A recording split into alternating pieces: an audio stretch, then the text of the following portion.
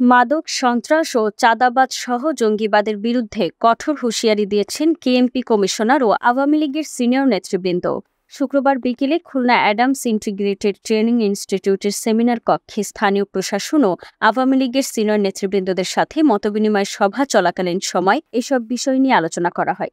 এ সময় বাংলাদেশ আওয়ামী লীগের সাংগঠনিক সম্পাদক ও খুলনা ৩ আসনের সংসদ সদস্য এস.এম. কামাল হোসেনের সভাপতিত্বে অনুষ্ঠানে প্রধান অতিথি হিসেবে উপস্থিত ছিলেন খুলনা সিটি মেয়র তালুকদার আব্দুল খালেক।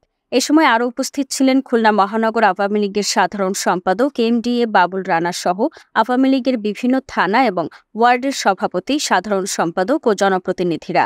সভায় বক্তব্যকালীন সময় সিটি মেয়র বলেন, মাদক, সন্ত্রাস, চাঁদাবাজ ও জঙ্গিবাদের পক্ষে কোনো প্রকার আপোষ অথবা সুপারিশ গ্রহণযোগ্য হবে না। এদের বিরুদ্ধে আরও কঠোরভাবে সোচ্চার হতে হবে। এ সময় তিনি আরও বলেন, জননেত্রী শেখ হাসিনার হাতকে শক্তিশালী করতে ও খুলনাকে একটি মডেল টাউন হিসেবে গড়ে তুলতে আমরা দিনরাত পরিশ্রম করে যাচ্ছি।